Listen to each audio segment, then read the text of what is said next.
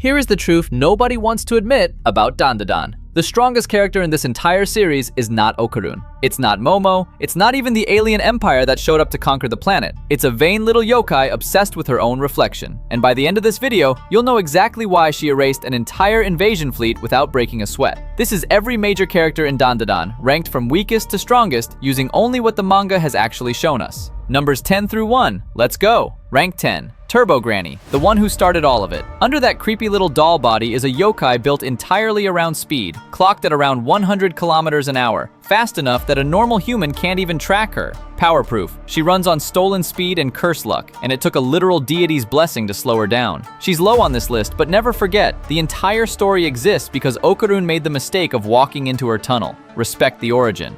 But she gets left in the dust fast. Rank 9. Aira Shiratori. On her own, Aira is just a popular girl with an attitude. But once she fuses with the acrobatic Silky, she becomes something genuinely dangerous. Powerproof. The Silky was the primary threat of an entire arc, a hair-manipulating, wall-crawling yokai that turned an abandoned building into a death trap. Aira inherited every bit of that. Prehensile hair she can weaponize, unnatural agility, and the durability to keep swinging when normal humans would already be down. She's the weakest of the human power users, but she's still a power user. That word matters more and more from here. Rank 8. Seiko Ayase, Momo's grandmother. And if you're sleeping on her, that is a mistake the manga will personally correct. Powerproof. Seiko took down Turbo Granny, the yokai we opened this list with a baseball bat. She's a spirit medium who borrows authority straight from local gods, layers barriers that shrug off attacks, and reads a fight 3 moves ahead of everyone in the room. She almost never goes all out on page, and that's exactly what makes her terrifying. The true forms on this list transform their bodies.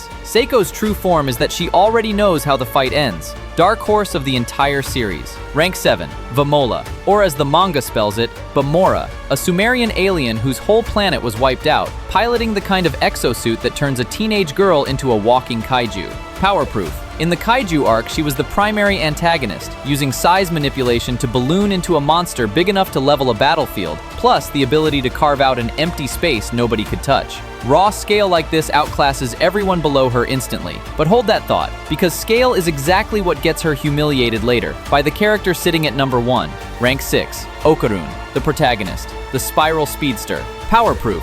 Okarun carries Turbo Granny's stolen speed in his own body, meaning he moves at that same absurd velocity, and stacks it with the Oni Club and raw spiritual strength that lets him trade blows with things that should flatten a human. When he taps into his full spiral power, he's a blur that hits like a truck. The only reason he isn't higher is consistency. Okarun wins on heart and momentum, and against the monsters in our top 5, heart only carries you so far. Rank 5. Momo Ayase, the real engine of the group. Her psychokinesis, the Moe Moe Kikoho, lets her grab, crush, and throw with invisible force. But here is the power proof that should end every argument that she's just support. When the group faced Haster, the field commander of the Kur invasion, Momo deliberately leaped into the alien's spatial carving, entered its pocket dimension, and used dimension-transcending psychokinesis to destroy the exosuit from the inside with her Moe Moe tri-beam. Read that again. She followed an enemy into a folded pocket of space and blew it apart from within.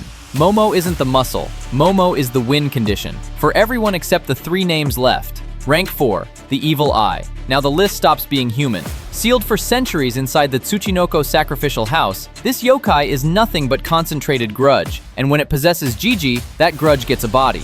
Powerproof. The Evil Eye has physical strength that shatters solid surfaces on contact, and with a single kick it launches grudge balls fast enough to pierce straight through the Tsuchinoko. Centuries of accumulated hatred compressed into muscle. The only reason it doesn't rampage across the whole series is a friendship deal it made with Okarun to only target him. Lucky for everyone else. Because a fully unleashed Evil Eye belongs even higher. Rank 3. Count Saint-Germain. And this is where power stops being about muscle and starts being about ownership. Saint-Germain is a collector, a paranormal hunter whose entire goal is to acquire the thing this series is named after, the Dandadan. Powerproof? He doesn't just fight strong opponents, he steals them, harvesting their abilities and keeping them on hand to deploy whenever he wants. He commands the Red Baron, an exosuit Kur, and a shinobi as his personal subordinates, meaning creatures that terrorized entire arcs answer to him. He is number 3 not because of what his own body can do, but because of everything he can borrow, own, and unleash. A man who turns other monsters into his inventory is a nightmare no punch can solve.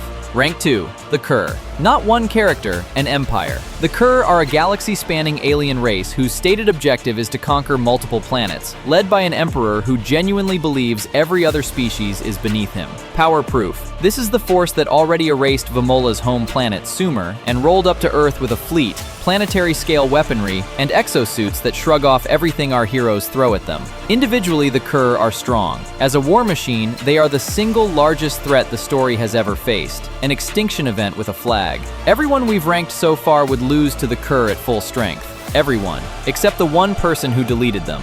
Rank 1, Reiko Kashima, the Slit-Mouthed woman. A yokai so vain she only keeps ugly things around to make her own reflection look better, and the single most powerful being the manga has put on the page. Power proof, and it is absurd. When the main force of the Kur launched their attack, dropping bombs inside the empty space, Reiko simply got annoyed. She used her mirror to destroy their main ship, dragged every last Kur soldier into her mirror dimension, and annihilated the entire fleet inside it. The empire that terrified the whole planet, the number 2 on this list, she erased them like a smudge on glass. Oh, and along the way, she physically overpowered Vamola's kaiju form for fun. She isn't the hero. She isn't even trying. She's a narcissist with a mirror who happens to hard counter armies. That is why the strongest character in Dandadan is not who you thought. It's the one who treats gods, aliens, and monsters as decoration. One more thing before you go. Notice something? The single strongest force in Dandadan is a yokai, while the aliens, for all their fleets, keep losing to Earth spirits. That's the real power system of this series, and it's exactly why the next fight everyone's arguing about is Okarun's ceiling versus the things still hiding in the Space Globalists arc. That's our next video, and trust me, it rewrites this entire list. So here's the debate, and I want a real answer in the comments. 1. Is Reiko actually the strongest, or just the worst possible matchup for everyone else? And 2. Does Count Saint-Germain deserve to be above the whole Kur empire when half his power is stuff he stole? Drop your ranking below, tell me who I overrated, and if you want the Okarun ceiling video next, subscribe so you don't miss it. I'll see you in the comments.